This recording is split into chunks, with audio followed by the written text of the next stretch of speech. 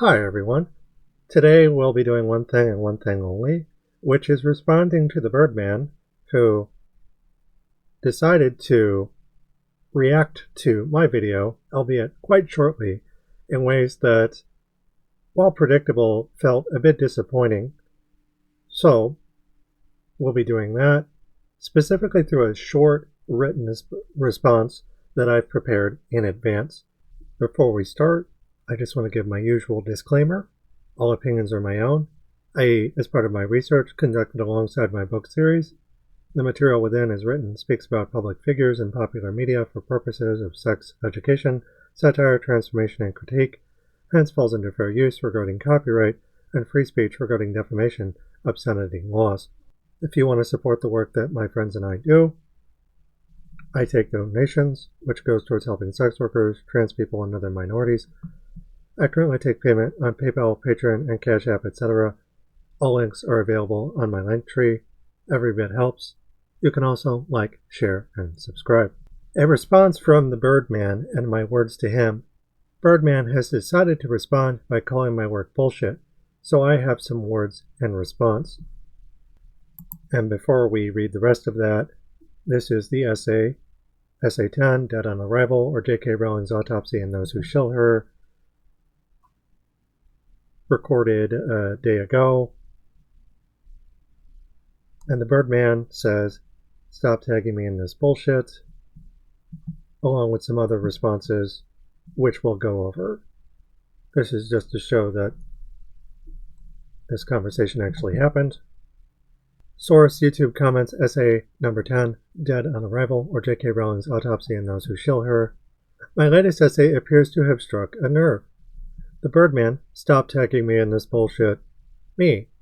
Please, it's not to get your attention, but to show people your channel, a point and click. But if being tagged in an essay reporting on your behavior bothers you, change your behavior. Calling my work bullshit only exposes you as reactionary beneath the surface. i.e., if you scratch a moderate, a conservative bleeds. The go-to approach of a fascist, or fascist light, fascist with more masks, being to play the Darvo card, a huge red flag, all on its own. To that, I'm frankly not in the mood for games, or being tone policed by someone who really should know better. Kindly stop shilling J.K. Rowling's work in 2026. Doing so isn't just transphobic, ambiphobic, and intermissic, but cisqueerphobic, e.g. homophobic, biphobic, etc., racist, sexist, ableist, anti-Indigenous, culturally appropriative, and many other things besides. In other words, stop grifting for the moderate, from the moderate token side of the coin, i.e. calling my work bullshit, when only one of us, not you, is actually challenging fascism, by neither shilling J.K. Rowling's book series, nor accusing critics of Rowling as asking for their pound of flesh, an anti-Semitic trope, but also anti-activist sentiment, one targeting queer people in this case for using the same blood libel language that has, when used, similar deleterious effects, i.e. fascism is bad for minorities, and to shill Rowling defends fascism. While you're at it, make a video apologizing and explaining why it's wrong to shill Rowling's work in 2026. See above. I don't like reactionaries, but I like moderates even less because they're giant hypocrites who undermine the integrity of social justice. Back in the 1960s, MLK described this as the white moderate, but the same basic logic ties to token moderates, too, i.e. black excellence / capitalism and race traders, in your case, getting that bag on the backs of different minorities exploited by fascists, i.e. many trans victims aren't white, male, American, or even from the global north. In other words, do better. Such dismissals are par for the course when it comes to moderates, and in Birdman's case, illustrate a telltale inability to respond to valid criticism with anything other than self-righteous anger and apathy. Source, YouTube community post, Persephone Vanderwaard, 4/14/2026. He then responds, I don't care. Do not tag me again. I'm not reading this bullshit. You're barking up the wrong tree. You are wrong. Don't tag me again. Me, I don't need to. You've already shown me your ass. Edit. Apparently, you can't read 3 paragraphs, let alone a single sentence. I kindly stop shilling J.K. Rowling's work in 2026. Gotta love someone who claps their hands over their ears while shouting, "I'm not wrong," during a genocide caused by the person whose work they're shilling, then making veiled threats to a recipient of said genocide. Don't tag me again. Weird behavior, dude. Source: YouTube community post, Persephone Vanderward, 4/14/2026.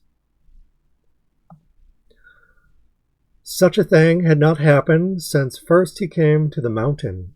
His rage past description, the sort of rage that is only seen when rich folk that have more than they can enjoy suddenly lose something that they have long had, but have never before used or wanted, writes Tolkien in The Hobbit. He continues through Bilbo, never laugh at live dragons. But we must, I argue, already having studied dragons extensively as metaphors for greed, re dragon sickness, the problem of greed. For not only is the Birdman a dragon, but a self-righteous one, i.e. Gandalf with the One Ring, a threat despite appearing good. Gandalf as Ring Lord would have been far worse than Sauron. He would have remained righteous, but self-righteous. He would have continued to rule and order things for good, and the benefit of his subjects according to his wisdom, which was, and would have remained, great. The draft ends here, and the margin Tolkien wrote, thus while Sauron multiplied a legible word, evil, he left good clearly distinguishable from it. Gandalf would have made good detestable and seem evil. Source: Letter 246 from a letter to Miss Eileen Elgar, drafts, in Humphrey Carpenter's The Letters of J.R.R. Tolkien. Dragons are dualistic symbols, of course. You must anisotropically level moderate and reactionary ones with our own analysis, i.e. lest the greed they objectively symbolize continue infecting the land and its peoples through many different vectors, as Tolkien's inside-outside Tolkien's world continue to do, re my larger body of scholarship on Tolkien, including his racism. Image source: Daniel Udell's The Hobbit, Book to Film Analysis, Part 11. I want to conclude with a lesson and provide an Indigenous perspective to show that African Americans, male or otherwise, don't monopolize oppression. That Birdman strikes me as very close-minded, but also someone who thinks themselves wise, i.e. as having a monopoly on oppression and popular media, but nonetheless deaf to allegory and as thin-skinned as Rowling herself, acting like a white man in either case. A clue to addressing that lies in Indigenous cultures, e.g. the Māori. Māori, my partner Vey explains, who is non-binary and Māori Irish themselves, believes in laughter and questioning traditions through tikanga and myths. To that, tikanga is rooted in the concept of tika, which means right or correct. Tikanga serves as a guiding framework for culturally appropriate behavior, promoting respect and understanding within social interactions. These customs are deeply connected to Māori origin stories and their relationship with the land, encompassing principles of guardianship over the earth. Source: Josephine Campbell's Tikanga Māori. Or as Bay taught me, assimilation is poor stewardship, offering more meat to the concept's bones than the other author does, i.e. with a more localized and non-white description. Tikanga covers a wide range of areas, for example, values, culture, protocols, customs, ethics, etiquette, sustainability, and law. It supports mana atua, spiritual, mana whenua, connection to the land, mana tupauna, ancestry, and mana tangata, people. We are aware that tikanga is a concept that is fluid and dynamic. We are also aware that one journal entry does not sufficiently address the true entirety of tikanga, as it is an expression of a Māori worldview that encompasses a way of thinking, something that can never really be communicated, only lived. Having said this, we think it is important to discuss an approach that brings about balance in nature and among people in the face of environmental change and resource depletion, source Ottawa health, or what Tolkien would describe as desolation. The point here is that much of this is rooted in debate, or the working out of unfixed things through poetry and stories. In Gothic, by facing and overcoming alienation in ways that African Americans are, themselves, not exempt from, nor the sole arbiters of, through pulp media, through what I reduce to gossip, monsters, and camp. Mythology-wise, we'll go with Maui, from a conversation Bay and I had while discussing Birdman and how borked his behavior was, e.g. as shown in Disney's Moana 2016, below. Source: Fandom. During our talk, Bay explained to me how Maui was a demigod. Source: EBSCO, with one foot in both worlds, a trickster shapeshifter similar to Loki or Satan, giving him a hubristic, tragic, but also trans characteristics. See J. G. Harker's Loki, Gender, and Sexuality in Norse Society. Who stole fire from the gods, specifically Mahuika and To Te Ahi a Mahuika, or the stealing of the fire narrative. See Encyclopedia Mythica, similar to Prometheus from Greek myth, but also in my case, Persephone betrothed to Hades.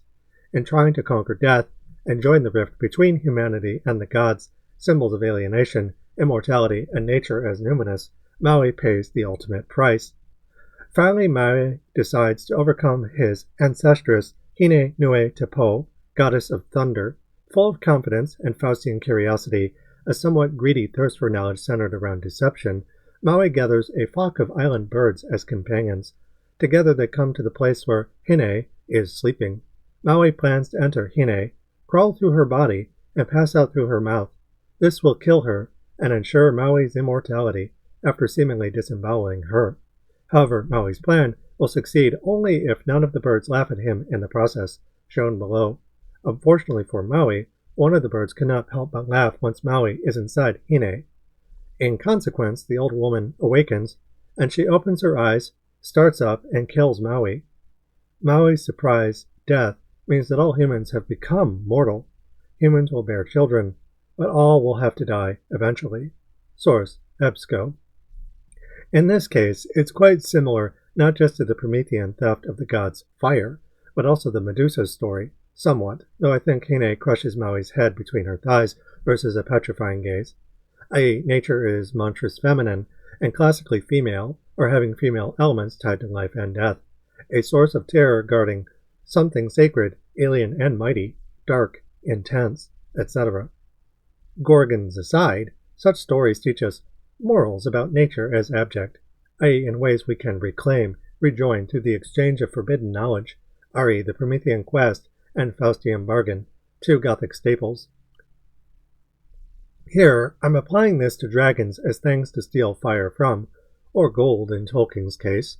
Thus I remind those not above reproach how they need to be criticized like anyone, Th3 Birdman acting like a know-it-all, yet alienated from things that others know more about than he apparently does, e.g. me and Tolkien, but I digress. I'm also kissed by fire myself, a rape survivor, granddaughter to a Holocaust survivor, and a trans woman bullied by a variety of peoples tied to popular media, video games in my case, but also heavy metal. The point in saying so isn't to rank rape or indulge in oppression Olympics, but establish deeper connections to nature and ourselves, i.e. as of nature, what Patel and Moore describe as thinking beings versus extended beings under Cartesian dualism, e.g. connecting through to food, sex, war, technology, and yes, death as bound up in the land and vice versa under capital. To that, Birdman doesn't want any of this because he knows I'm right, and all he can do is act tough/righteous. Whatever he does, I feel vindicated, i.e. if we scratch a token, a fascist bleeds. But we'll get to that, by playing with fire, with dragons, with witches, and so on. Artist Gottfried Lindauer. Fire in this case is knowledge tied to creation, with Mahuika and evocations to fire-making above, similar to Athena, mother goddess of wisdom, Ari Creed, and not something strictly monopolized by Cartesian arbiters playing God for the ruling class, i.e. tikanga, as practices that keep Maui alive and have through their colonization, which apply just as well to transfolk delivering a comeuppance versus those token parties who, portraying out of desperation and convenience, sell us down the river, and whose transphobia among cis BIPOC we'll explore deeper in. Knowledge, like all power, is flexible, something to make into a weapon if need be, and levied against prideful traitors having turned into dragons for the state, something to slay with what can't be monopolized, taking our fire away from those who abuse it, the fire from the dragon's belly. Arrow, black arrow, I have saved you to the last. You have never failed me, and I have always recovered you. I had you from my father, and he from of old, if ever you came from the forges of the true king under the mountain. Go now and speed well. Fight fire with fire, babes. So yeah, just a short little essay directed at the Birdman acting like a token black guy, acting like his shit don't stink, basically. And I enjoy a lot of the content that they make, while also at the same time grifting in black moderate ways where, excuse the expression, but pot meet kettle, where he accuses a white reactionary of being racist, which is valid, while at the same time being racist himself as a token black man, specifically in this video here. So just a short little response, but something that I wanted to record and put out there in connection to a much larger essay, which, if you're curious about, you can read yourself. And the YouTube video, which I'll supply in the description, has timestamps if you want to listen to me read it to you. All of that being said, thank you for listening. Solidarity, intersectional solidarity, is important because intersectional problems require intersectional solutions, which means punching up against token people who can punch up sometimes themselves, but also down at the same time. And in order to fight fascism, you can't punch down. Slurs aren't bigotry, trans misogyny isn't bigotry, and the Birdman's behavior, in my opinion, as a trans woman, is trans misogynistic, but also all of these other qualities, including racism, including ableism, and various other things in connection to the very author that he is shilling.